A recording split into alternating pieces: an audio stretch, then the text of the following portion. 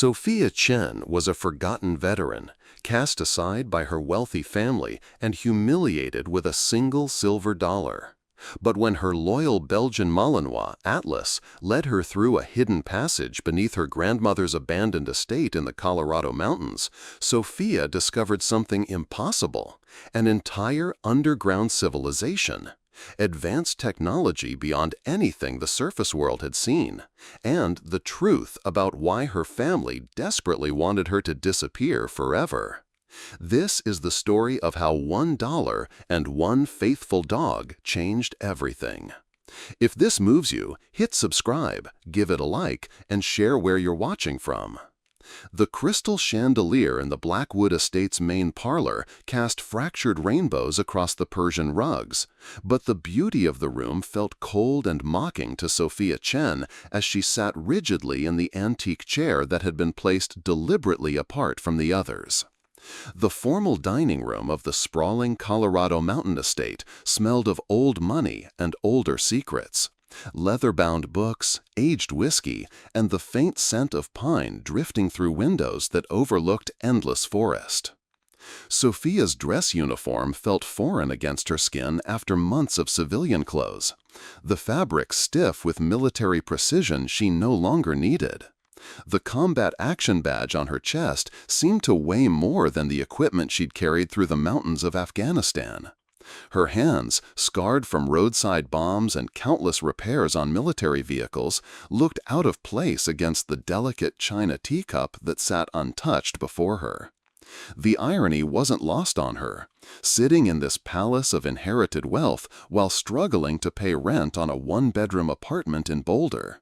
The Blackwood fortune had been built over generations through mining, technology patents, and pharmaceutical investments, creating a dynasty that measured success in billions rather than the modest paycheck Sofia earned fixing transmissions at Mountain View Auto Repair. Around the mahogany table that could seat 20, the Blackwood family leaned forward like vultures sensing carrion. Her cousins, Vivian and Theodore Blackwood, wore clothes that cost more than Sofia's yearly salary. Vivian's diamond necklace caught the chandelier light as she whispered something to her husband that made him smirk. Theodore drummed his manicured fingers on the table, his Rolex glinting with each movement. Atlas, Sofia's Belgian Malinois, lay at her feet with unusual tension radiating through his muscled frame. The war dog's ears constantly swiveled, tracking sounds no human could hear, his amber eyes alert and focused on something beyond the room's ornate walls. He'd been acting strange all morning, whining softly, pawing at the ground, and staring intensely at the portraits of long-dead Blackwoods that lined the walls as if he recognized faces that had been gone for decades. During the 2-hour drive up the mountain from Boulder, Atlas had grown increasingly agitated. Usually he loved car rides, content to watch the scenery pass by. But today he'd paced restlessly in the back seat, pressing his nose against the window and making soft whimpering sounds whenever they passed certain sections of forest. When they'd finally pulled into the estate's circular driveway, Atlas had bolted from the truck the moment Sofia opened the door, running straight to a specific section of the mansion's foundation and pawing at the stone as if trying to dig through solid rock. According to the last will and testament of Mrs. Eleanor Blackwood, announced Harrison Pemberton, the family attorney whose voice carried the authority of generations of legal power, the estate shall be divided as follows. Sofia stared past Pemberton at the massive oil painting dominating the far wall. Her grandmother Eleanor, in her younger days, standing beside what appeared to be some kind of industrial equipment in a setting that looked nothing like the Colorado mountains. Eleanor had been an engineer, a brilliant woman who spoke in riddles about projects beneath the earth and innovations that would change the world, that she would never quite explain during Sofia's childhood visits. Those summer days felt like a lifetime ago, before Sofia joined the army at 18 to escape the suffocating expectations of Blackwood society, before 3 deployments to Afghanistan, before she came home to find that her own family viewed her as an embarrassment to their pristine reputation. Eleanor had been the only one who understood her restless spirit, who saw potential instead of problems, who spoke of legacies that couldn't be measured in stock portfolios or real estate holdings. "Some things are more valuable than money, mija," Eleanor used to say during their long hikes through mountain trails that seemed to exist on no official maps. "Some treasures are hidden so well that only the worthy can find them." Sofia had dismissed it as the philosophical musings of an old woman who'd spent too many years alone in the mountains. Now, surrounded by family members who measured her worth in dollar signs, those words carried a different weight. Eleanor had been the only family member who visited Sofia in the VA hospital after she came home, broken from her final deployment. While the rest of the family whispered about Sofia's problems and how her PTSD was an embarrassment to the Blackwood name, Eleanor had sat by her bedside and spoke softly about strength that comes from surviving what others couldn't even imagine. "The mountains remember everything," Eleanor had whispered during one particularly dark night when Sofia couldn't sleep for the nightmares. "They remember the old ways, the hidden paths, the secrets that surface dwellers have forgotten. When you're ready, they'll show you." At the time, Sofia thought it was delirium from pain medication. Eleanor was in her 80s then, sometimes confused, often speaking about engineering projects that seemed to exist only in her memory. But there had been moments of startling clarity, when her grandmother's eyes would focus with laser intensity, and she would speak about things that seemed impossible. "To Vivian Blackwood Sterling," Pemberton continued, his voice echoing off the vaulted ceiling, "the pharmaceutical investments and associated trust funds valued at approximately $18 million. Vivian's gasp of delight was followed by whispered congratulations from her circle of relatives. Her husband raised his champagne flute in a mock toast, the sound of crystal against crystal ringing through the room like tiny bells. Vivian had never worked a day in her life, had spent her 20s traveling Europe and her 30s managing charity galas that were more about social status than actual charity. To Theodore Blackwood, the technology patents and intellectual property rights, valued at approximately $15 million. Theodore actually laughed out loud, a sound that made Atlas's hackles rise slightly. The dog's amber eyes fixed on Theodore with an intensity that made the man shift uncomfortably in his chair. Theodore owned a tech consulting firm that primarily existed to manage the family's existing patent portfolio, work that required no innovation or risk, just the passive collection of royalties from his ancestors' brilliance.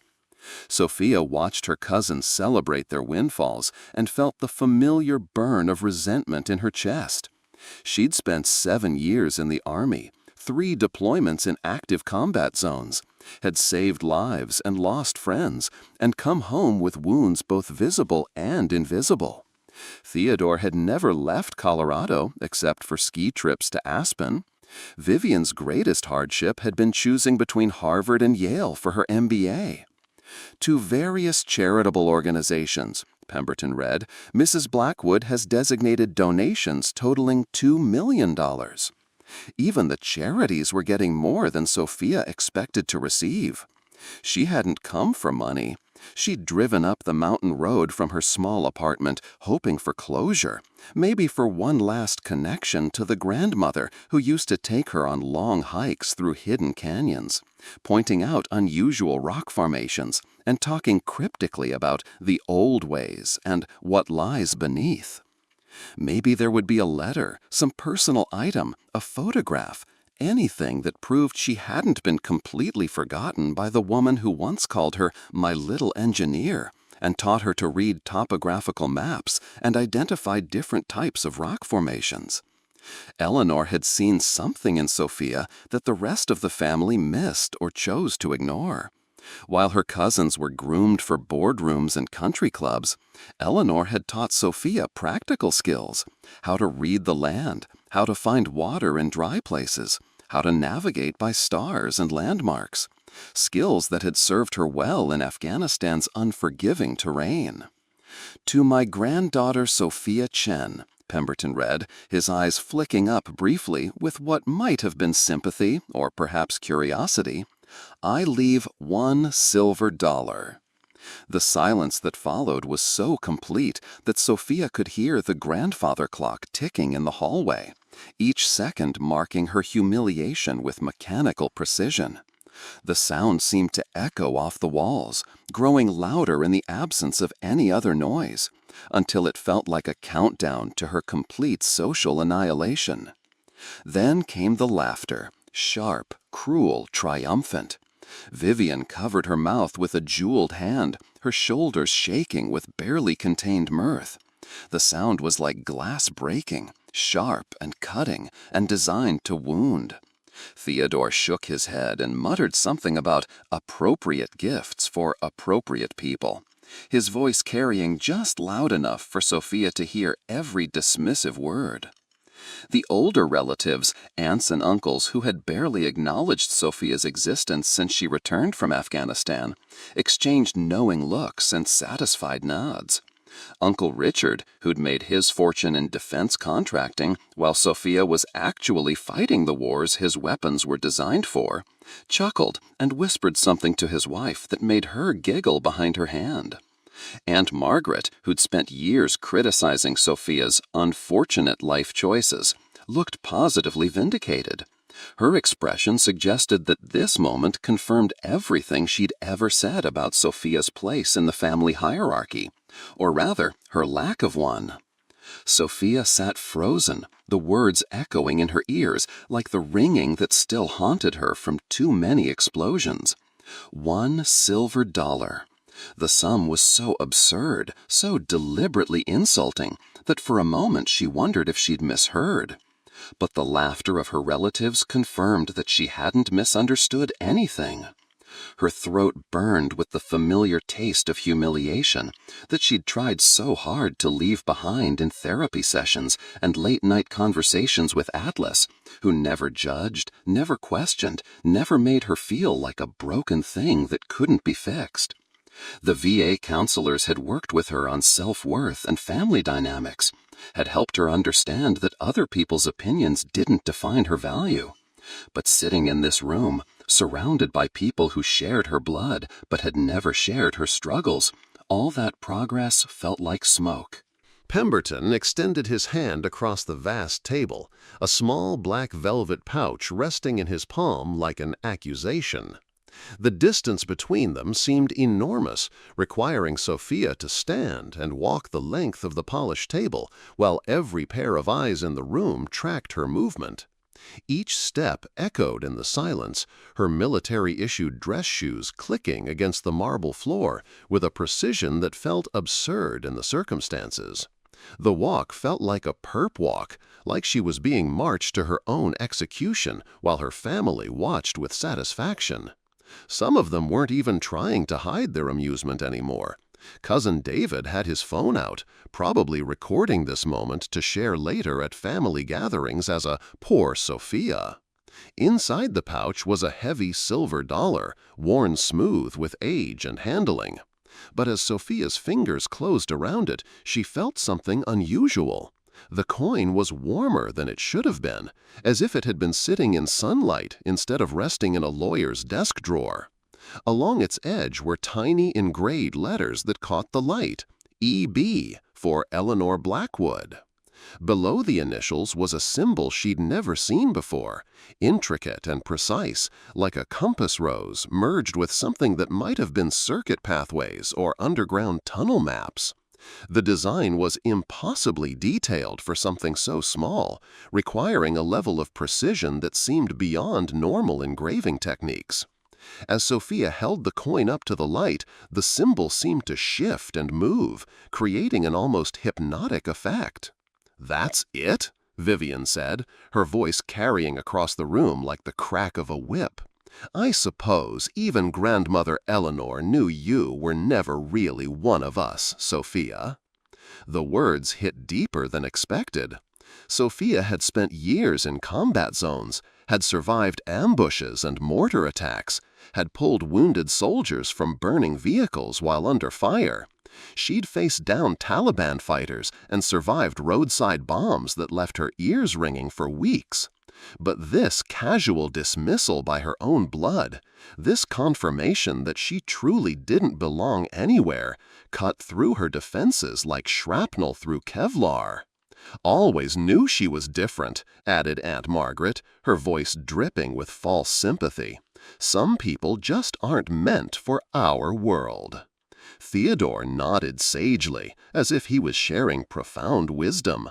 "Military service is admirable, of course, but it doesn't exactly prepare someone for managing real wealth, does it?" Grandmother probably understood that Sophia would be more comfortable with simpler things. The condescension in his voice was thick enough to cut with a knife.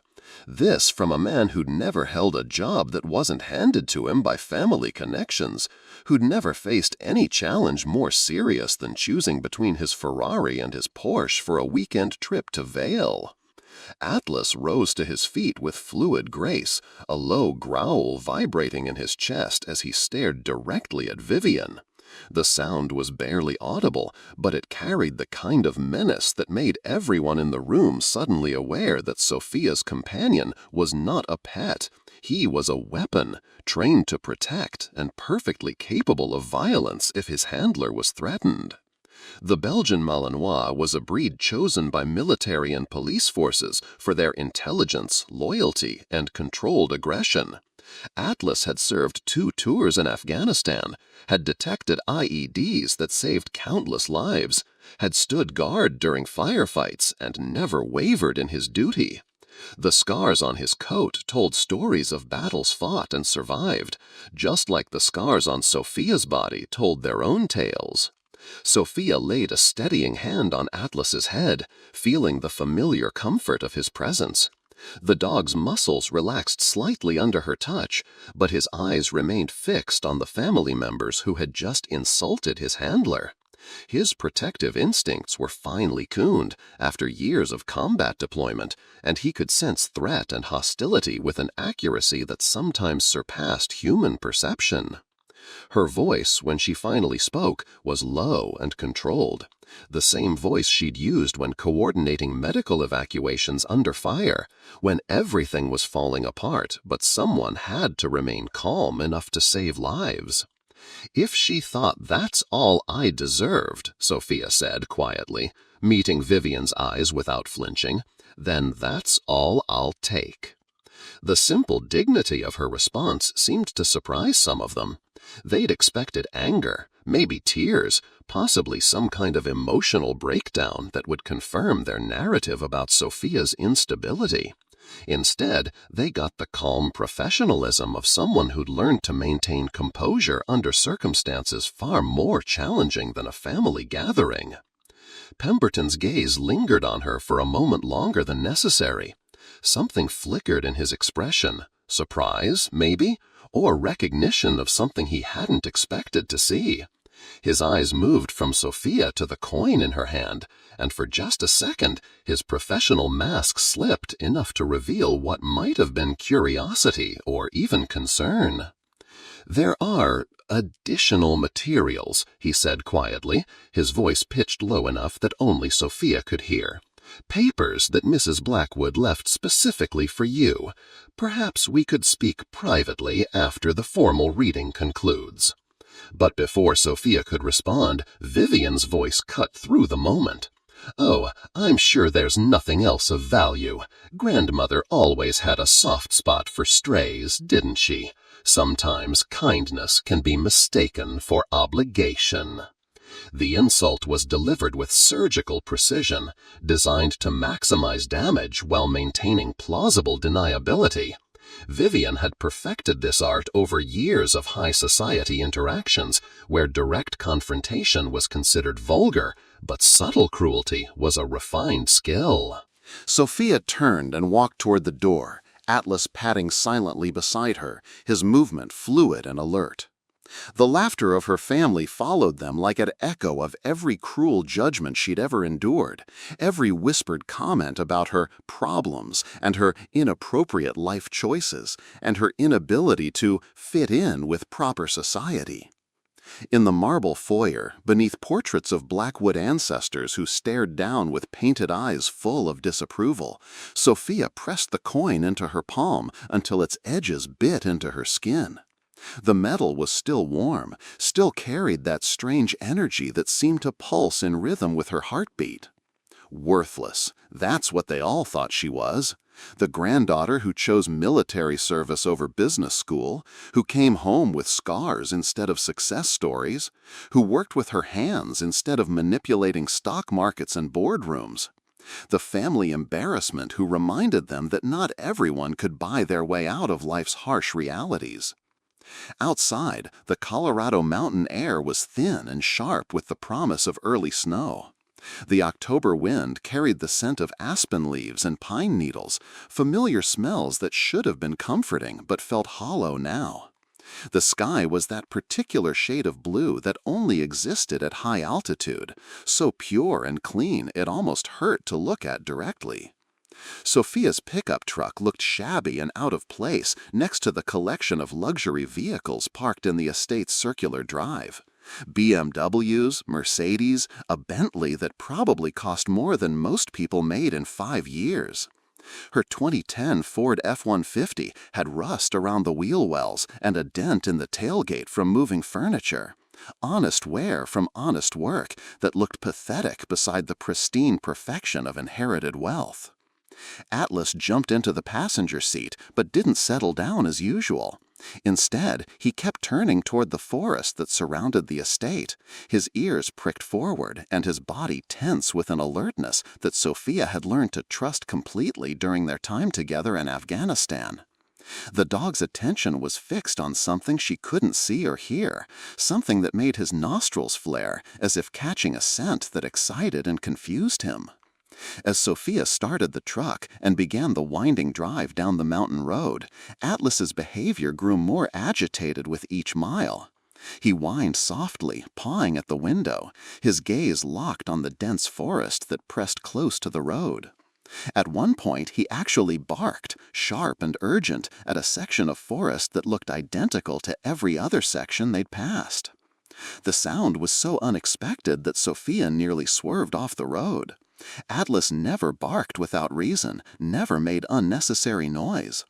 In combat situations, his silence had been a matter of life and death, and old habits died hard even in civilian life. "What is it, boy?" Sofia asked, but Atlas only whined again and pressed his nose against the glass, leaving smudges that caught the afternoon light. The drive back to Boulder usually took 40 minutes, but Sofia found herself pulling over halfway down the mountain, unable to ignore Atlas's distress. She parked at a scenic overlook where she and Eleanor used to stop during their hiking expeditions years ago. The view stretched for miles across the valley below, a panorama of golden aspen groves and evergreen forests that painted the mountainsides in autumn colors. But Atlas wasn't interested in scenery. He was focused on the forest behind them, his entire body vibrating with tension that seemed to increase the longer they sat there. He kept looking back toward the Blackwood Estate, then at Sofia, then back at the forest, as if trying to communicate something urgently important. Sofia pulled the coin from her pocket and held it up to the afternoon sunlight. The strange symbol engraved on its surface seemed to shift and move in the changing light, and she could swear it was pointing in a specific direction, toward the same section of forest that had captured Atlas's attention. The more she studied the symbol, the more convinced she became that it wasn't random decoration. It looked functional, purposeful, like a navigation tool or a map legend. Eleanor had been an engineer, someone who never did anything without reason, never included details that didn't serve a specific purpose. "After everything," she whispered to the mountain wind, thinking of roadside bombs in Kandahar, of friends who didn't come home, of nights when the silence was louder than any explosion she'd survived. She'd lost pieces of herself in Afghanistan, not just the hearing in her left ear or the mobility in her right shoulder where shrapnel had torn through muscle and bone, but something deeper. The ability to trust that she had value, that her sacrifices meant something, that there was a place in the world where someone like her belonged. The VA had tried to help with therapy and medication, had given her tools for managing PTSD and reintegrating into civilian life. But how do you heal from the wound of being unwanted? How do you recover from surviving hell only to discover that the people who were supposed to love you see your survival as an inconvenience? Sophia slipped the coin back into her pocket and turned to find Atlas staring at her with those intelligent amber eyes that seemed to understand everything she couldn't say. He leaned against her leg, solid and warm, a reminder that she wasn't completely alone in the world. His presence was the one constant in her life that had never wavered, never judged, never made her feel like she was lacking something essential. "Just you and me, boy," she said, scratching behind his ears. "Same as always." But as they drove away from the overlook, Sophia couldn't shake the feeling that the coin in her pocket was heavier than it should have been, warmer than metal had any right to be. And Atlas's continued focus on the forest behind them suggested that her grandmother's final gift might be more than it appeared. That Eleanor Blackwood, brilliant engineer and keeper of secrets, might have left her something that the rest of the family couldn't see or understand. For now, though, all Sofia Chen had was a coin that felt like final proof of her worthlessness, and a war dog who seemed to know secrets that no one had thought to share. The mountain road stretched ahead of them, leading back to her small apartment, her part-time job, and the quiet desperation of trying to build a life from the pieces the war had left behind. But Atlas kept looking back toward the forest, and the coin in her pocket seemed to pulse with warmth that defied explanation, as if Eleanor Blackwood's greatest engineering project was just beginning to reveal itself to the one person who might be worthy of finding it. Sofia Chen woke before dawn to the sound of Atlas shifting restlessly by the apartment door, his claws clicking against the worn linoleum floor that had seen better decades. The one-bedroom apartment in Boulder smelled faintly of motor oil and instant coffee, scents that had become as familiar as her own heartbeat. She sat on the edge of her Murphy bed, staring at the water stain on the opposite wall that looked like a map of nowhere she wanted to be. The silver dollar lay on her nightstand, catching the pale morning light that filtered through blinds she couldn't afford to replace. 3 days had passed since the will reading, 3 days of turning the coin over in her fingers and trying to make sense of Eleanor's final message. The strange symbol etched into its surface seemed to shift in different lighting, sometimes appearing as a compass rose, other times resembling the circuit diagrams she'd studied during her brief stint in community college before enlisting. Atlas whined softly, pressing his nose against the door as if he could smell something beyond the hallway that led to Mrs. Rodriguez's apartment and the perpetual scent of her grandson's marijuana. The dog had been restless ever since they'd returned from the estate, pacing the small space like a caged animal, occasionally pawing at the floor near the apartment's only window that faced west toward the mountains. Sophia rubbed her temples, trying to massage away the headache that had become her constant companion since the humiliation at Blackwood Estate. The VA psychiatrist, Dr. Martinez, had warned her about triggers and stress responses, had given her techniques for managing the anger and shame that could spiral into darker places. But no amount of cognitive behavioral therapy had prepared her for the particular sting of family rejection. "Come on, boy," she said, reaching for the military surplus jacket that hung on the back of the only chair the apartment could accommodate. Time for another glamorous day at the shop. Mountain View Auto Repair occupied a converted gas station on the edge of Boulder, where the city's gentrification efforts hadn't yet reached, and businesses could still afford rent without catering to trust fund kids and tech money refugees from California. The owner, Tommy Nakamura, was a second-generation Japanese-American who'd inherited both the business and a distrust of authority from his father, who'd spent 2 years in an internment camp during World War II. Tommy had hired Sophia not out of charity, but because she was the only applicant who could rebuild a transmission blindfolded, and didn't ask questions about the occasional cash payment or the customers who paid in untraceable bills. The job paid just enough to cover rent, food, and Atlas's veterinary bills, with nothing left over for luxuries like health insurance or hope for the future. The morning routine was always the same. Sofia would arrive at 7, unlock the bay doors to let in the crisp mountain air that smelled of exhaust and possibility, and start coffee in a pot that had seen better decades. Atlas would find his spot in the corner, where he could watch both the entrance and Sofia's workstation, his presence a comfort that made the long days bearable. But today felt different. Atlas remained agitated, unable to settle into his usual routine. He paced the perimeter of the garage, sniffing at corners and shadows as if tracking a scent that had no business being there. His behavior reminded Sofia of those tense moments in Afghanistan when he'd detected something dangerous before any human could perceive the threat. "What's got you spooked, buddy?" Sofia asked, but Atlas only whined and returned to his patrol of the garage's boundaries. The first customer of the day was Mrs. Henderson, a retired teacher whose ancient Honda Civic had developed a mysterious rattling sound that she couldn't afford to ignore, but couldn't really afford to fix either.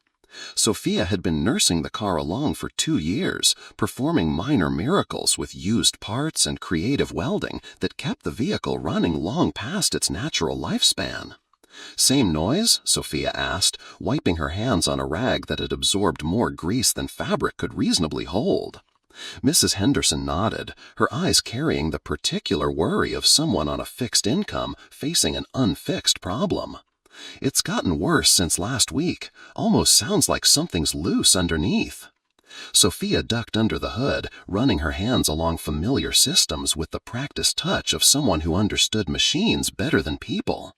Unlike humans, cars didn't lie or manipulate or pretend to care about you while planning your humiliation. As she worked, Sofia found herself thinking about the contrast between her current reality and the wealth she'd witnessed at the estate. Her cousins would spend more on a single dinner than Mrs. Henderson had to live on for a month. Vivian's handbag probably cost more than Sofia's entire yearly salary. But here was Sofia, using skills that actually mattered, keeping people mobile and independent with nothing but knowledge and determination. The rattling turned out to be a loose exhaust bracket, a $15 part that would buy Mrs. Henderson another year of transportation. Sofia charged her $20 for parts and labor, knowing the woman would argue if she tried to charge less and couldn't afford to pay more. "You're an angel, Sofia," Mrs. Henderson said, pressing 2 crumpled tens into her hand. "I don't know what I'd do without you." The gratitude was genuine and warm, worth more than all the Blackwood millions in terms of actual human value.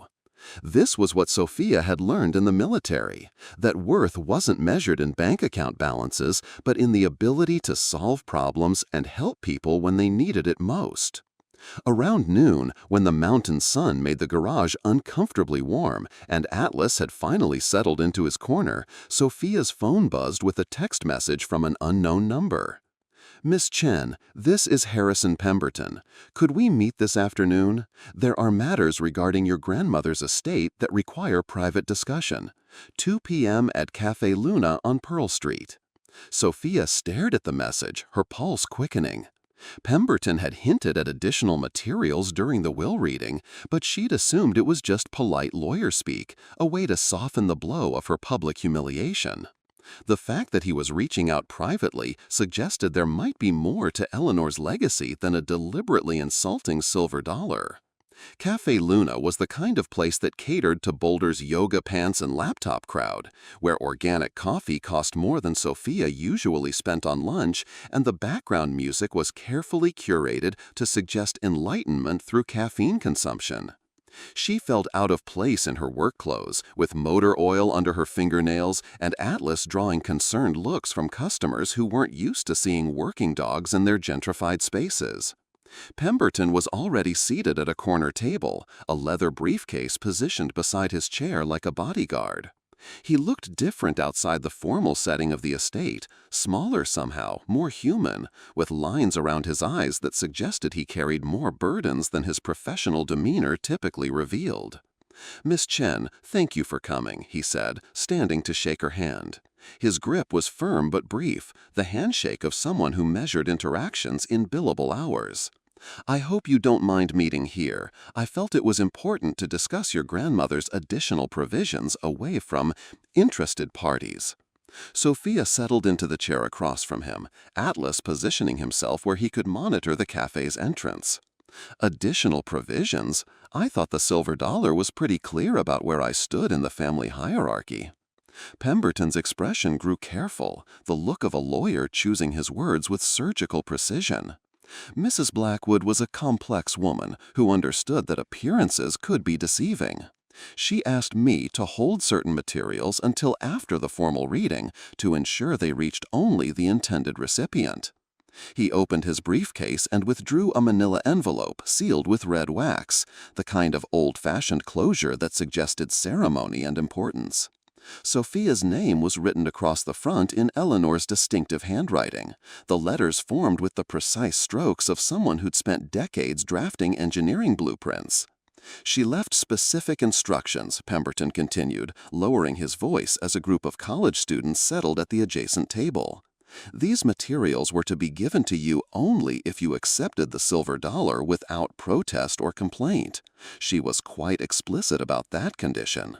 Sofia thought about her response at the estate, the quiet dignity she'd maintained despite the family's laughter. Had Eleanor somehow known her reaction would be measured rather than emotional? Had the whole scene been some kind of test? "What kind of materials?" Sofia asked, though she made no move to take the envelope. "Documents, maps, keys." Pemberton's eyes met hers directly.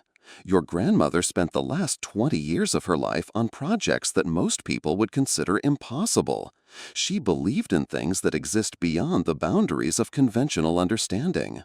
The phrase sent a chill down Sofia's spine, echoing memories of Eleanor's cryptic comments about treasures hidden so well that only the worthy could find them.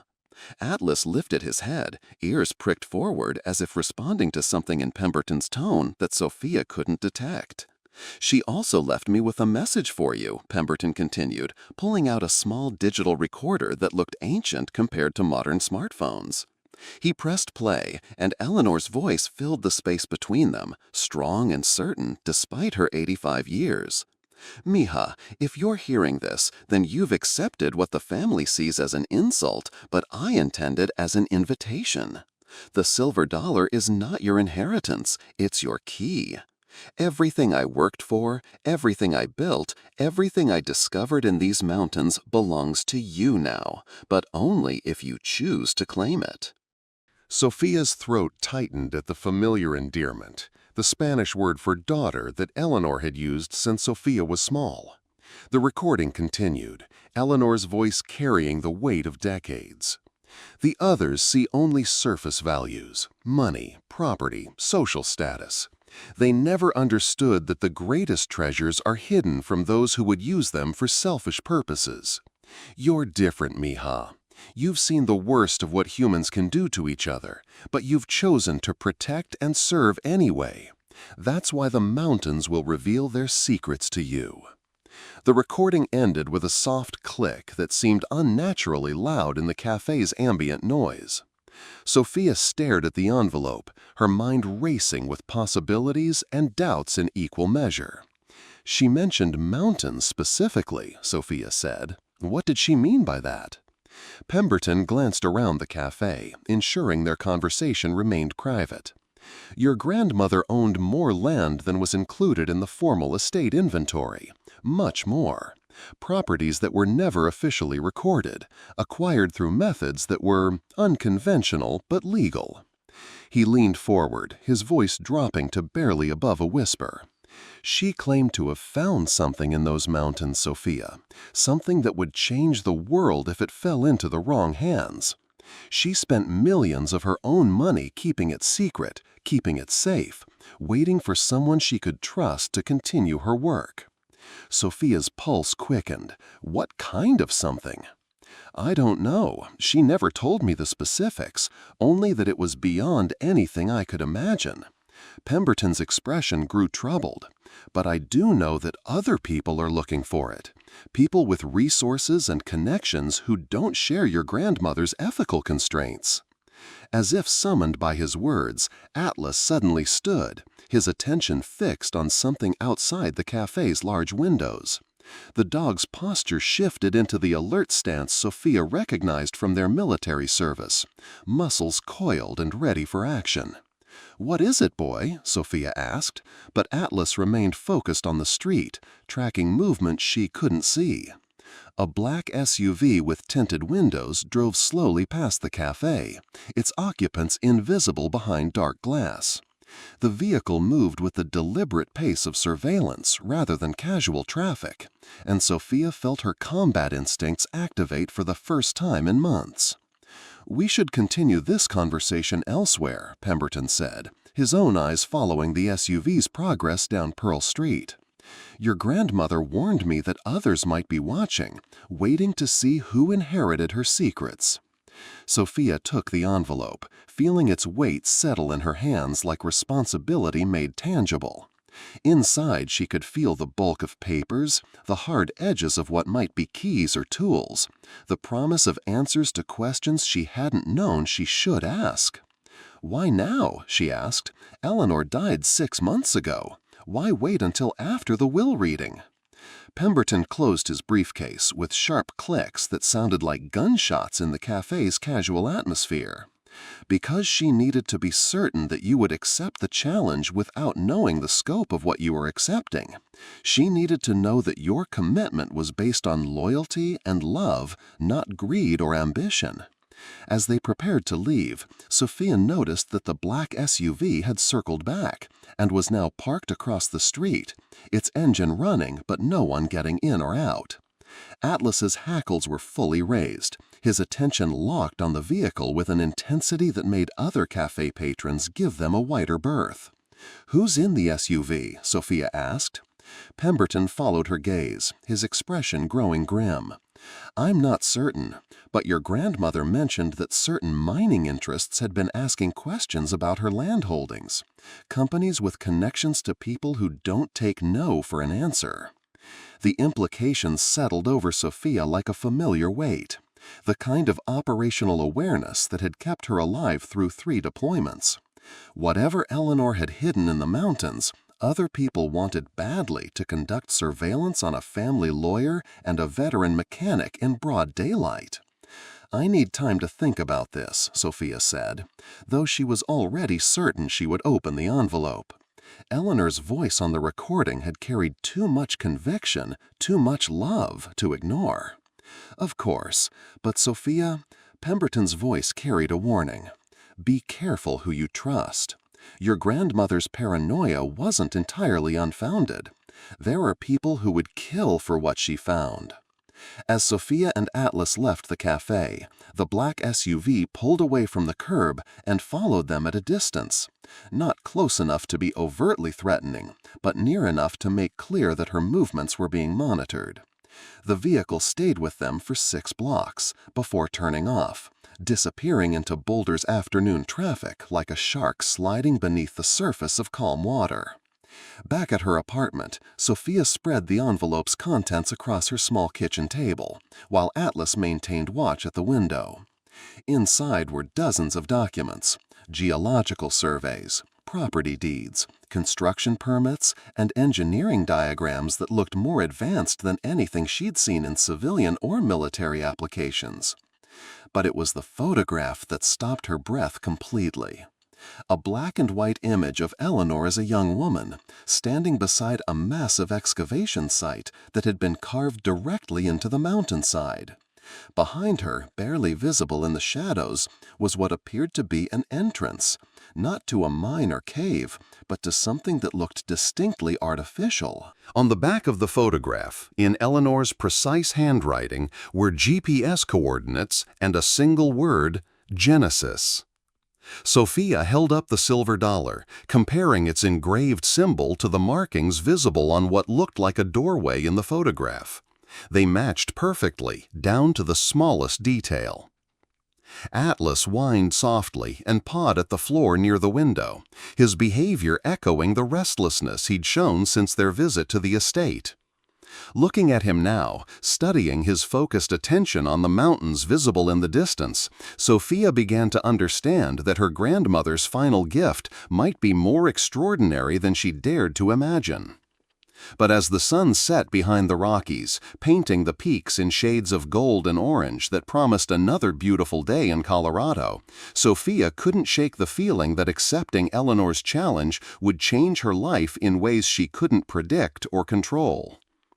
The silver dollar grew warm in her palm as she made her decision.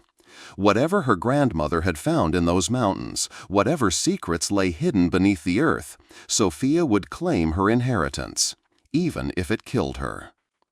Atlas settled beside her chair, his presence a reminder that she wouldn't face whatever came next alone.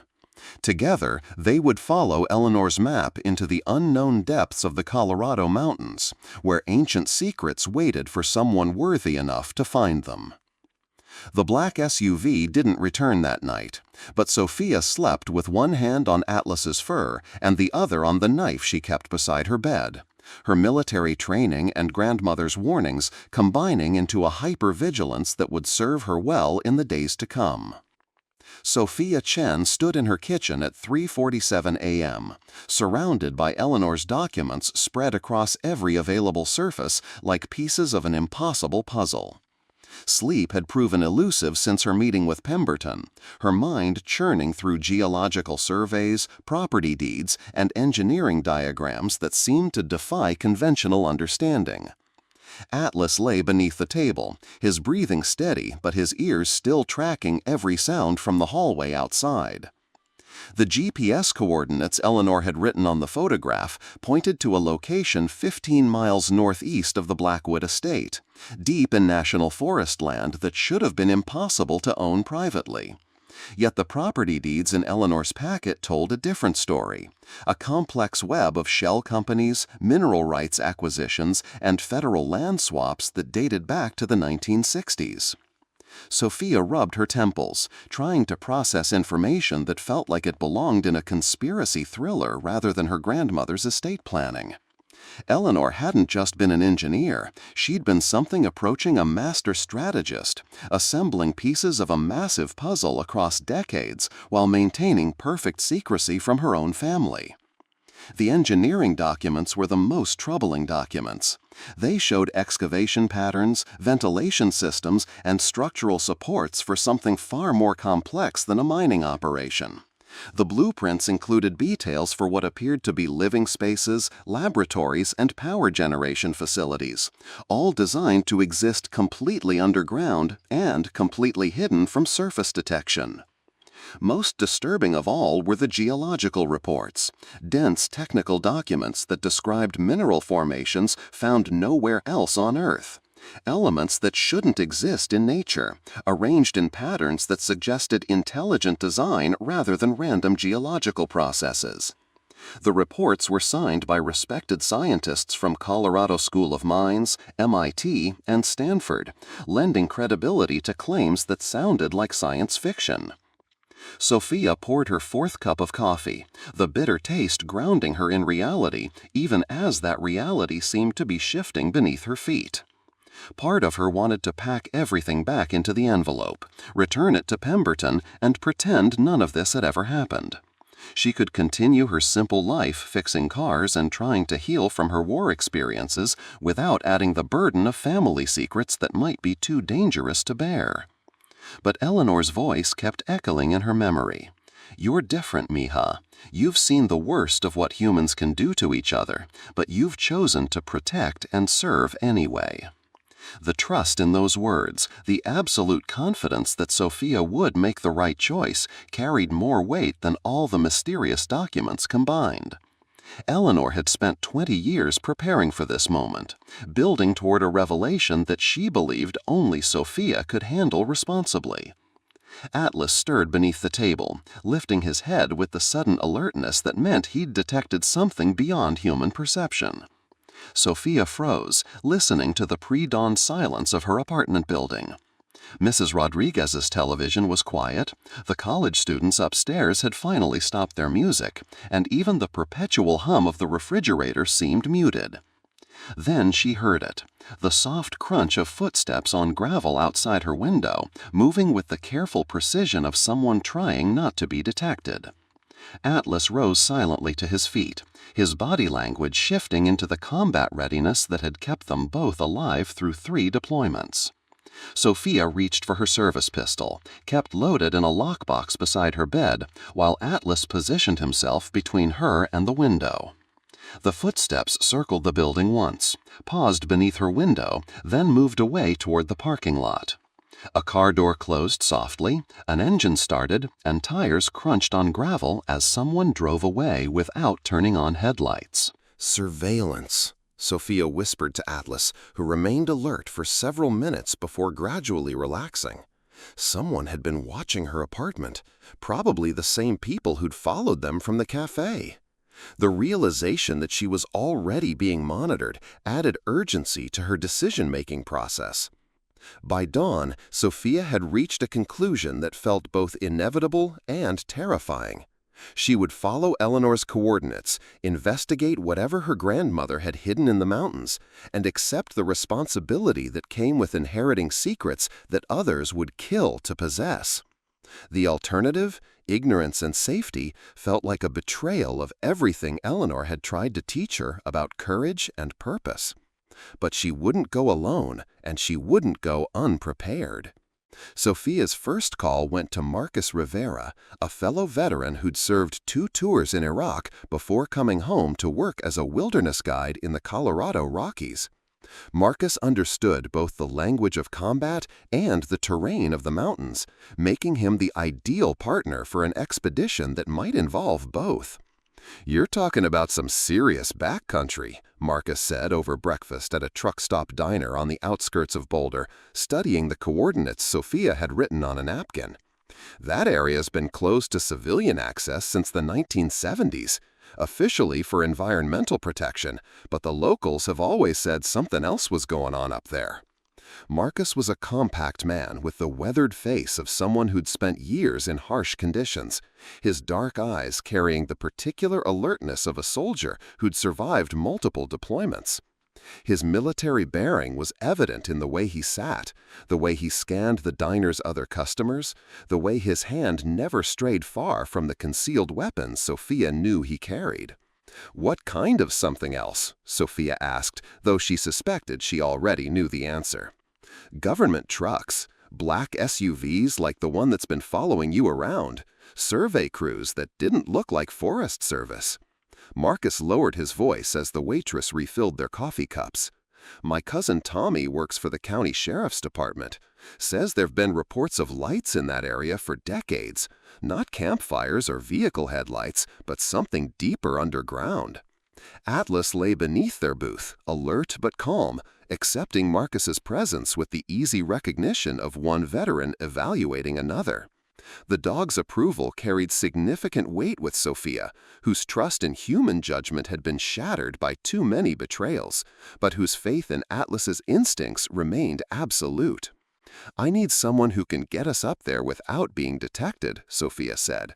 "Someone who knows the terrain and won't ask too many questions about what we might find."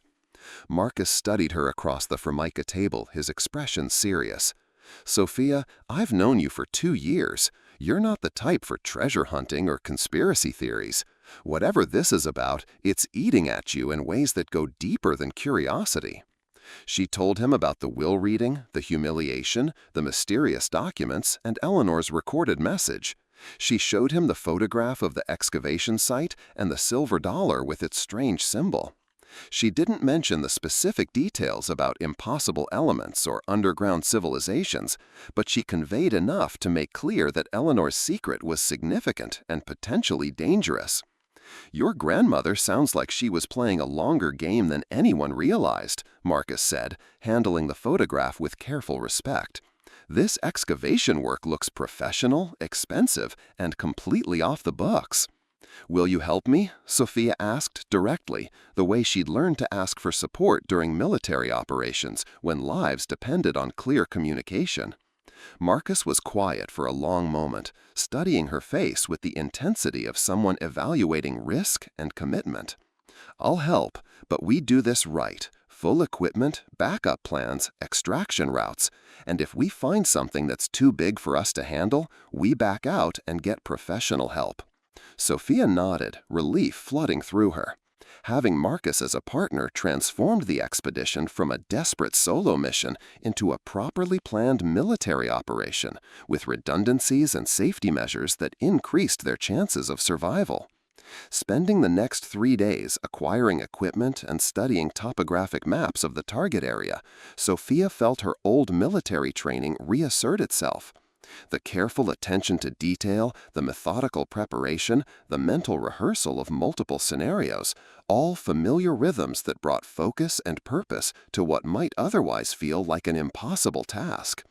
Marcus provided specialized gear from his guiding business, mountain climbing equipment, GPS devices with military-grade encryption, cold weather clothing, and emergency medical supplies. Sofia contributed her own military surplus gear and the technical equipment she'd need to analyze whatever they might discover underground. The most challenging aspect of preparation was developing cover stories that would explain their presence in restricted federal land without raising additional suspicion. Marcus's wilderness guiding business provided legitimate cover for being in the mountains, but their destination was far from any established hiking trails or climbing routes. "We're conducting a private geological survey for potential mining rights," Marcus suggested during one planning session. "Boring enough that most people won't ask follow-up questions. Legitimate enough that we won't get arrested if we're caught." Sofia approved the cover story while mentally preparing for the possibility that they might encounter more serious opposition than curious park rangers. The surveillance she'd detected suggested that other parties were already monitoring her movements, and those parties might not be content with passive observation if she got too close to Eleanor's secret. 2 nights before their planned departure, Sofia returned to her apartment to find evidence of professional intrusion. Nothing was missing, nothing was obviously disturbed, but her years of military training had taught her to notice subtle signs that someone had been through her space.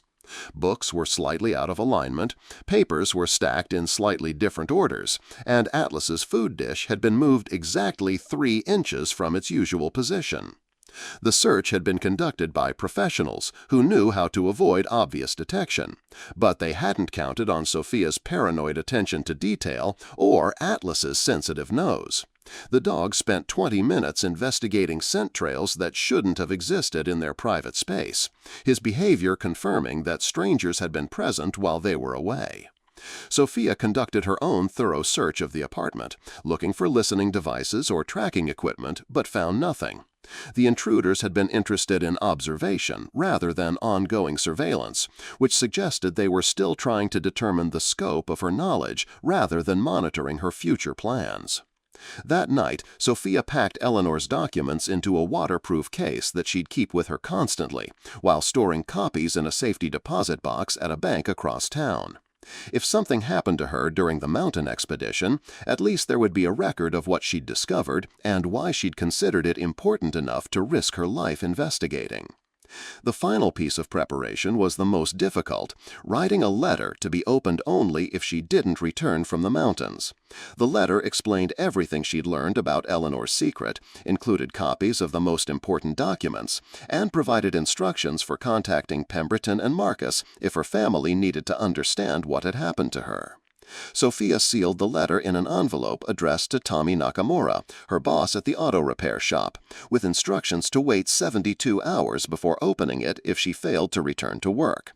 Tommy had served in Vietnam and would understand both the importance of following her instructions precisely and the need to handle sensitive information with appropriate discretion.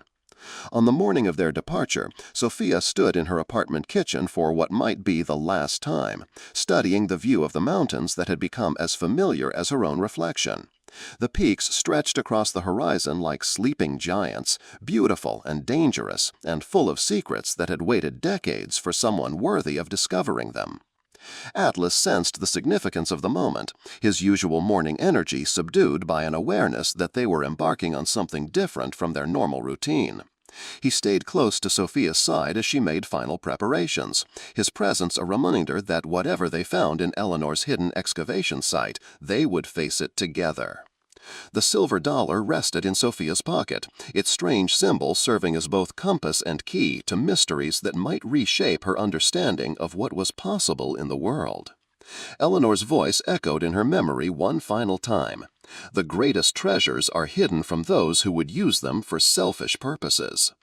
As Sofia locked her apartment door and walked toward Marcus's modified Jeep, loaded with equipment for an expedition into the unknown, she carried with her the hope that she would prove worthy of her grandmother's trust, and the fear that she might discover truths too dangerous for anyone to possess. The mountains waited ahead of them, ancient and patient and full of secrets that had remained hidden for longer than human civilization had existed. But Eleanor Blackwood had found something in those depths, something significant enough to dedicate the last 20 years of her life to protecting, and now it was Sofia's turn to claim her inheritance from the darkness beneath the earth. Atlas jumped into the Jeep's back seat, his tail wagging for the first time in days, as if he finally understood that they were going where they belonged.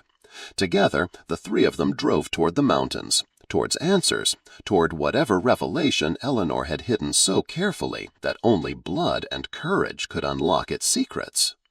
The modified Jeep climbed through switchback mountain roads as dawn painted the Colorado peaks in shades of gold and crimson, the kind of morning that made Sofia understand why people fell in love with the Rockies. Marcus drove with the steady confidence of someone who'd navigated these trails countless times, while Atlas pressed his nose against the rear window, his excitement building with each mile they traveled toward Eleanor's coordinates. Sofia studied the topographical maps one final time, cross-referencing GPS readings with Eleanor's hand-drawn additions that showed details missing from official surveys. Her grandmother had marked hidden access roads, seasonal water sources, and what appeared to be observation points, where someone could monitor the target area without being detected. "Your grandmother was thorough," Marcus said, glancing at the annotated maps. "These modifications go back decades. She must have spent years learning this terrain." The statement carried weight beyond its simple meaning. Eleanor hadn't stumbled across her discovery by accident. She'd conducted systematic exploration of an area that most people couldn't even access legally.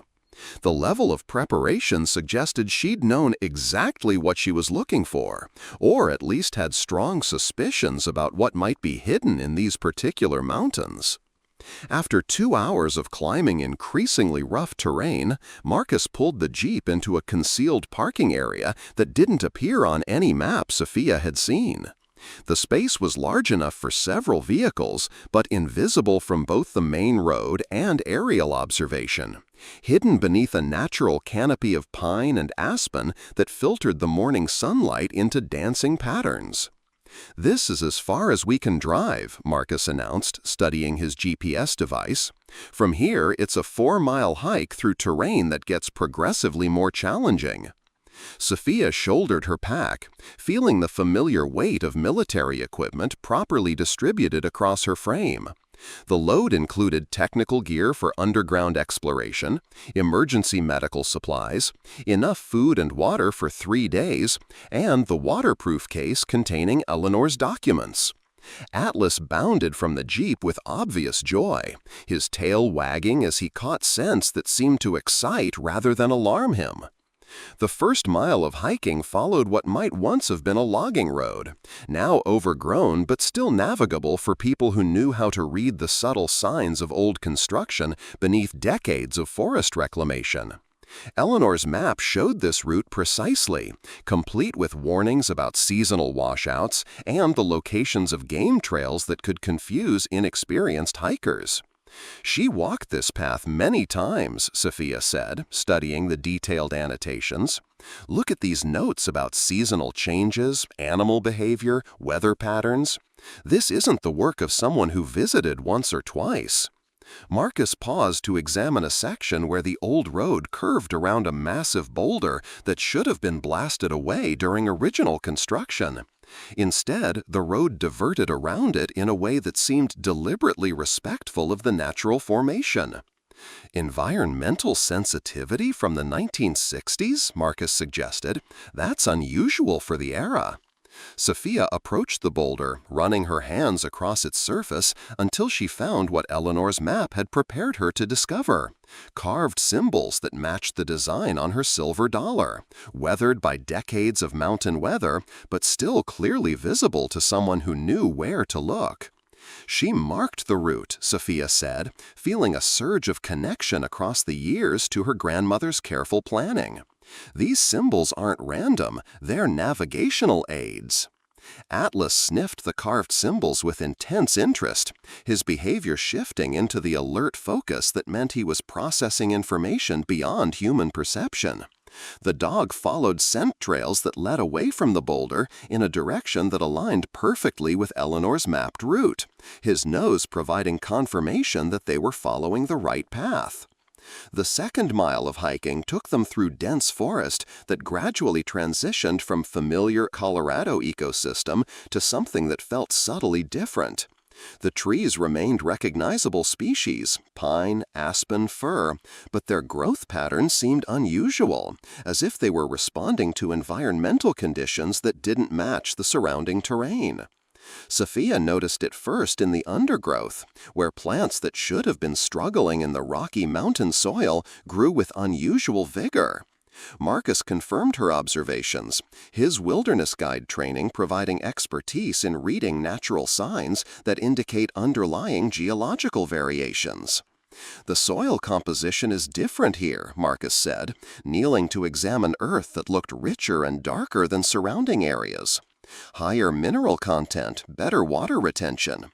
It's like there's something beneath the surface that's changing the local ecosystem." The third mile brought them to terrain that clearly marked the boundary between normal national forest and whatever Eleanor had discovered. The change wasn't dramatic enough to be obvious to casual hikers, but military training had taught both Sofia and Marcus to notice environmental anomalies that might indicate hidden installations or modified landscapes. The trees here grew in patterns that seemed too regular to be natural, forming subtle corridors and clearings that could facilitate movement while maintaining concealment from aerial observation. Most significantly, Atlas's behavior became increasingly focused and excited, as if he was following scent trails that carried familiar markers. The dog had spent enough time at the Blackwood Estate to recognize Eleanor's scent, but his current behavior suggested he was tracking something more complex than simple human presence. "He knows where we're going," Sofia said, watching Atlas trot ahead with confident purpose. "Whatever's up here, Eleanor brought him to see it before." The realization carried emotional weight beyond its practical implications. Eleanor had planned for this moment not just through maps and documents, but through direct preparation of the animal companion who would guide Sofia to her destination.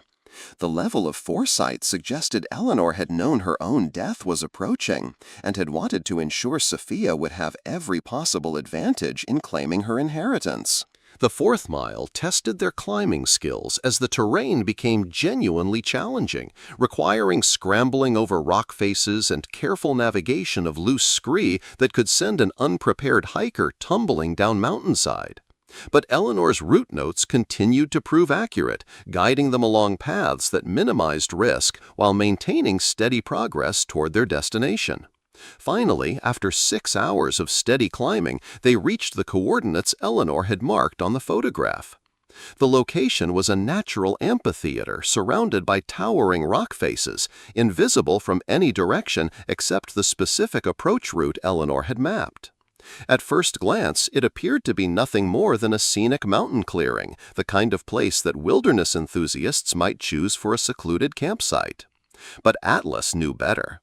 The dog immediately began investigating the base of the northern rock face, pawing at what appeared to be solid stone while whining with increasing urgency. His behavior was so focused that Sofia and Marcus abandoned their initial survey of the clearing to investigate what had captured the dog's attention. "There's something behind this rock," Sofia said, running her hands across stone that felt different from the surrounding formation. The surface was smoother, more uniform, with subtle tool marks that suggested human modification disguised to look natural. Marcus pulled out his geological hammer and tapped different sections of the rock face, listening to the resonance patterns that would indicate solid stone versus hollow spaces. His expression grew increasingly surprised as he worked his way across the formation. "This isn't solid," he announced. "There's a cavity behind here, something significant enough to create echo patterns." Sofia pulled out Eleanor's silver dollar, studying its engraved symbol in comparison to the rock face that blocked their progress. The design was complex enough that she hadn't initially recognized its practical function, but standing here with the physical puzzle in front of her, the pattern began to make sense. "It's not just decorative," she said, tracing the symbol's lines with her finger. "It's a key, literally." A systematic search of the rock face revealed what Eleanor's careful engineering had hidden for decades. A circular depression carved into the stone at shoulder height, perfectly sized to accept the silver dollar, and positioned where it would be invisible to casual observation, but accessible to someone who knew exactly where to look. Sofia inserted the coin into the carved socket, feeling it click into place with the precision of mechanical engineering. For a moment, nothing happened. Then, with the grinding sound of heavy machinery that had been waiting decades to operate, the disguised rock face began to move. The entire section of what had appeared to be solid stone rotated inward, revealing itself to be a massive door balanced so perfectly that it moved with surprising smoothness despite its weight. Beyond the opening lay not a cave or mine tunnel, but something that looked distinctly artificial, a corridor with walls that showed clear evidence of advanced construction techniques. "Jesus Christ," Marcus whispered, his voice echoing in the sudden space that had opened before them. "Sofia, what exactly did your grandmother find up here?" Emergency lighting activated automatically as they crossed the threshold, illuminating a passage that stretched beyond their vision into the mountain's depths. The walls were smooth and uniform, clearly constructed rather than natural, with embedded systems that suggest power generation and environmental controls far more sophisticated than anything Sofia had expected. Atlas bounded forward into the corridor with obvious familiarity, his tail wagging as he led them deeper into what was clearly an extensive underground facility. The dog's comfort level suggested he had been here multiple times, probably during the secret visits Eleanor had made during her final years. The passage extended for several hundred yards before opening into a vast chamber that took Sofia's breath away completely. They stood at the edge of an underground space so large that their flashlights couldn't illuminate the far walls. A cavern that had been modified with multiple levels of walkways, observation platforms, and what appeared to be residential structures built directly into the stone. But it was the technology that made Sofia's military training inadequate to process what she was seeing. Arrays of equipment that looked decades ahead of anything she'd encountered in government facilities. Power systems that hummed with energy despite having no visible connection to surface power grids, and display screens showing data readouts in languages that didn't appear to be human in origin. "This isn't possible," Marcus said, his voice small in the vast space. "The construction alone would require resources that don't exist, technology that hasn't been developed." Sofia pulled out the photograph that had started their journey, comparing Eleanor's young face to the massive excavation visible in the background. But the image she'd assumed showed construction work was actually documentation of discovery. Eleanor hadn't built this place, she had found it. Atlas led them toward a section of the chamber where human modifications were clearly visible among the original construction. Eleanor had added living spaces, research equipment, and storage areas to what was obviously a much older facility built by someone or something with capabilities far beyond human civilization. At the center of Eleanor's human additions stood a desk carved from local stone, covered with research notes and technical drawings that documented decades of careful study. But it was the letter propped against a reading lamp, addressed in Eleanor's handwriting to "my brave granddaughter," that made Sofia's hands tremble as she picked it up. The letter's contents would reshape everything Sofia thought she understood about her family, her inheritance, and her place in a universe far more complex than she had ever imagined. But as she prepared to read Eleanor's final message, movement in the chamber's shadows reminded her that they might not be alone in this impossible place beneath the mountains. Atlas growled softly, his attention fixed on something beyond the reach of their lights, his military training reasserting itself as he positioned himself between Sofia and whatever waited in the darkness that stretched beyond human understanding. Sofia's hands trembled as she unfolded Eleanor's final letter, the weight of decades pressing down on her shoulders in the vast underground chamber that defied every assumption about human history and technological capability. Atlas remained alert beside her, his attention split between the letter that might explain everything and the shadows that stretched beyond their lighting, where something moved with intelligence and purpose. The letter was written in Eleanor's precise engineering script, but the words carried an emotional weight that spoke of years spent guarding secrets too dangerous for the world above. My dearest Sofia, if you are reading this, then you have found your way to Genesis, the discovery that changed my life and will now change yours. What you see around you is not human construction, though I have spent 20 years studying it, learning from it, and protecting it from those who would exploit its power for destruction. This facility is approximately 12,000 years old, built by a civilization that achieved technological advancement far beyond our current capabilities before choosing to retreat beneath the earth. They called themselves the Keepers, and they left this place as both sanctuary and test for those who might prove worthy of inheriting their knowledge. Sofia paused in her reading, looking around the chamber with new understanding. The smooth walls, the embedded power systems, the displays showing impossible data, all artifacts of a civilization that had mastered technologies humanity was still struggling to comprehend. Marcus leaned over her shoulder, reading along with growing amazement. 12,000 years? That's older than recorded human civilization. The letter continued. I discovered Genesis by accident in 1963, following geological surveys that revealed mineral anomalies inconsistent with known formations. What I thought would be a simple mining assessment became the defining purpose of my life.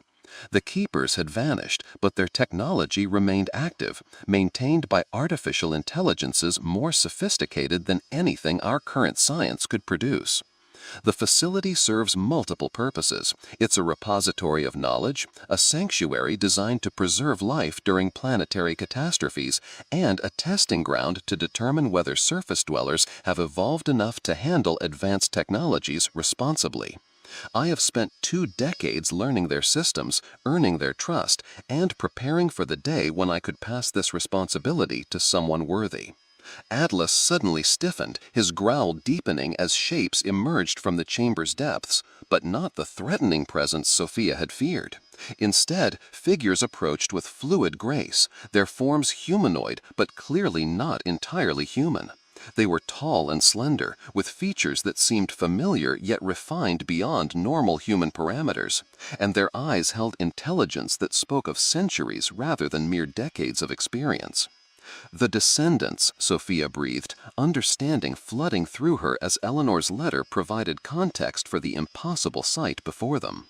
The letter's next section explained what Sofia was witnessing.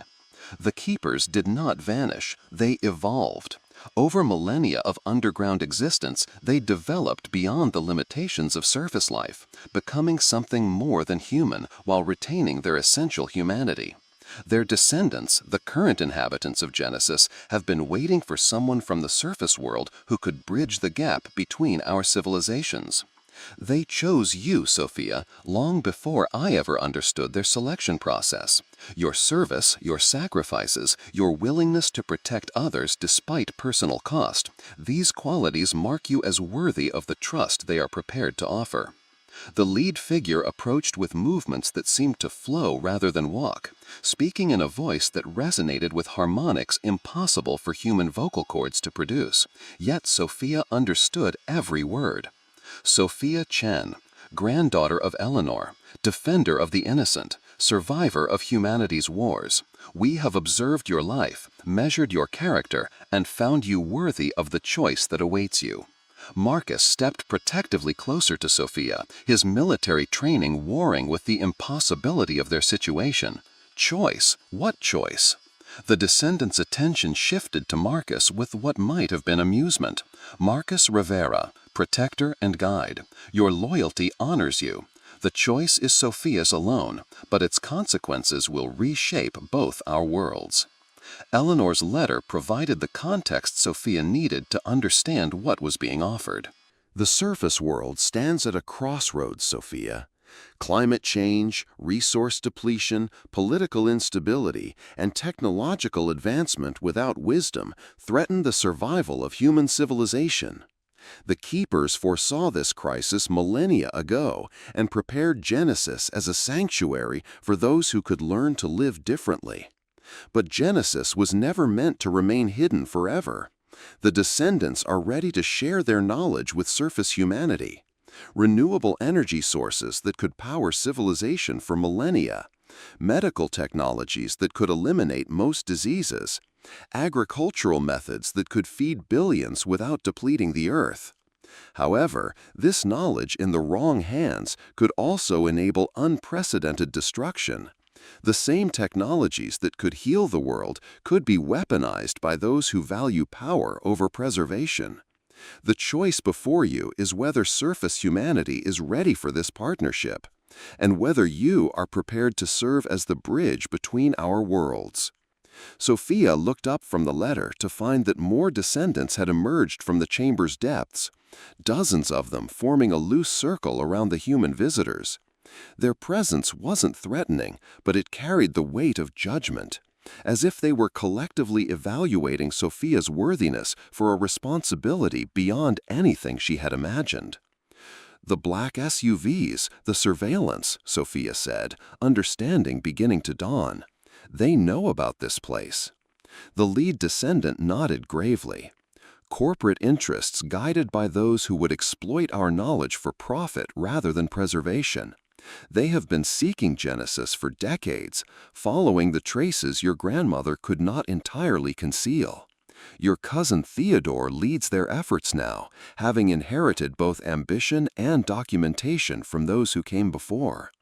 Marcus cursed softly. Theodore Blackwood. He got the technology patents in the will reading. Did those include references to this place?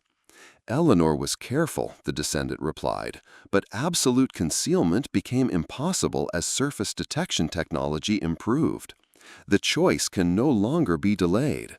Either Genesis emerges into partnership with worthy surface dwellers, or it must be relocated to deeper sanctuaries beyond their reach.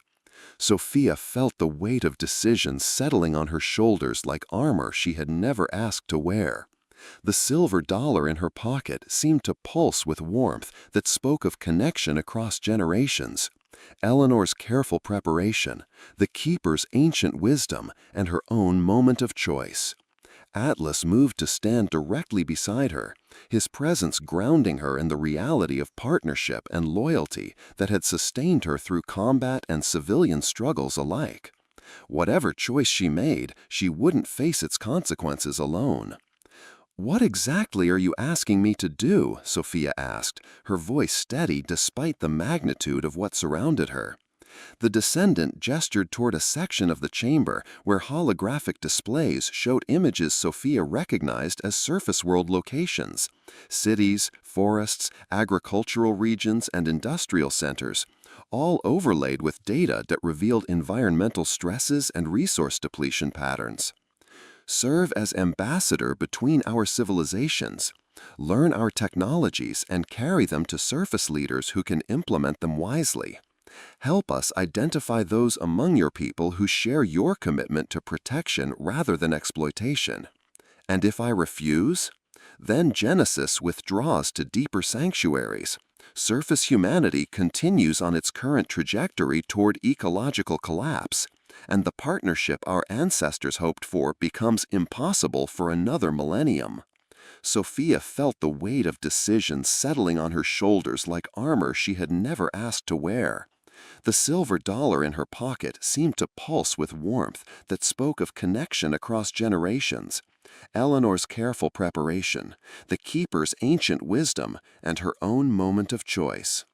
Atlas moved to stand directly beside her, his presence grounding her in the reality of partnership and loyalty that had sustained her through combat and civilian struggles alike.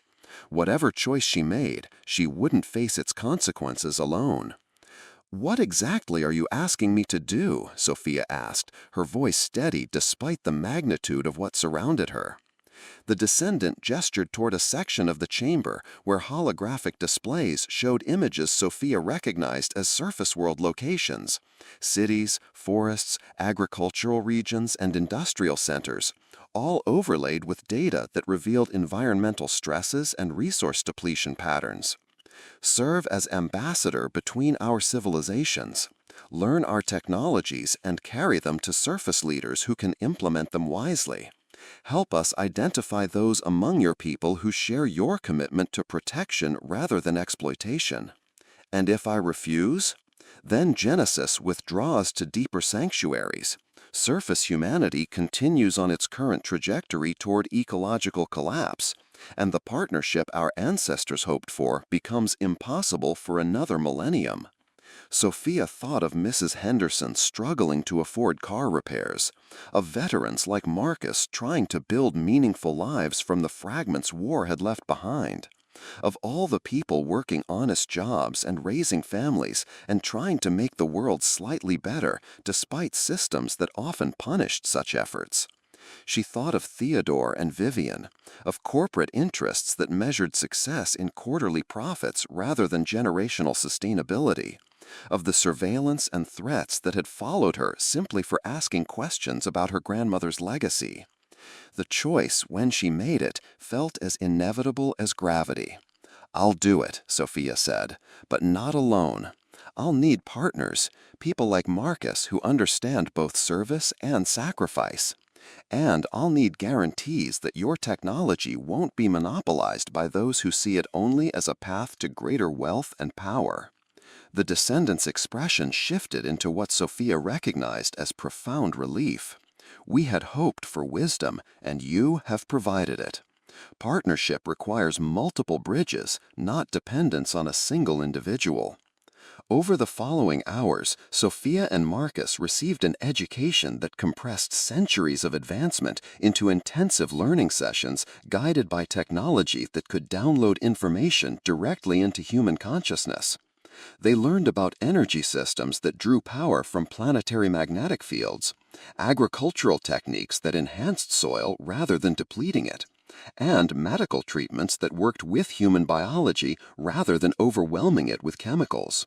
But more importantly, they learned about the responsibilities that came with such knowledge, the careful evaluation required to determine who could be trusted with technologies that could either save or destroy civilization, the patience needed to introduce changes gradually rather than disrupting social structures catastrophically, and the courage required to stand against those who would use advanced capabilities for personal gain rather than collective benefit.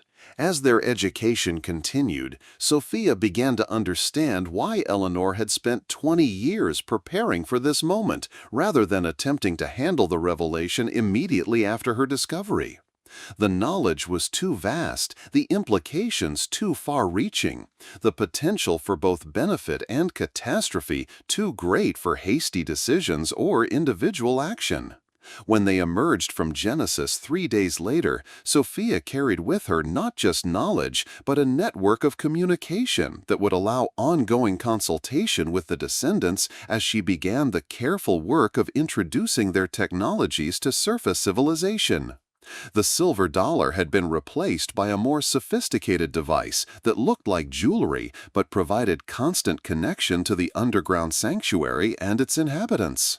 The black SUVs were waiting when they reached their vehicle, but this time Sofia was prepared for the confrontation. Theodore stepped out of the lead vehicle with corporate security personnel and government officials whose badges suggested federal authority, his expression carrying the confidence of someone who believed superior resources guaranteed victory. "Hello, cousin," Theodore said, his smile sharp as a blade. "I hope you've had an educational hiking trip. We'll be taking over from here." Sophia's response was calm and measured, backed by knowledge that Theodore couldn't comprehend and partnerships he couldn't imagine. "I don't think you will, Theodore. The people you work for are about to discover that some inheritances can't be seized by force or purchased with money." What followed was a confrontation that reshaped the balance of power between corporate interests and environmental protection, between exploitation and preservation, between those who measured success in accumulated wealth and those who understood that true prosperity required sustainable harmony with planetary systems. The custody battle Sophia had lost months earlier was quietly resolved in her favor when federal authorities discovered Theodore's involvement in illegal surveillance and corporate espionage. The Blackwood fortune was restructured under court supervision to prioritize environmental protection and technological development for public benefit rather than private profit. But more importantly, Sophia found herself at the center of a careful revolution that introduced keeper technologies to surface civilization through partnerships with universities, environmental organizations, and governments committed to sustainable development rather than extractive exploitation. 6 months later, Sophia stood in a Colorado meadow where the first public demonstration of keeper agricultural technology had transformed barren soil into fertile ground, capable of feeding thousands while actually improving the underlying ecosystem. Atlas ran through the tall grass with the joy of an animal who understood that his human had found her true purpose, while representatives from dozens of nations observed proof that humanity's greatest challenges could be solved through partnership rather than competition.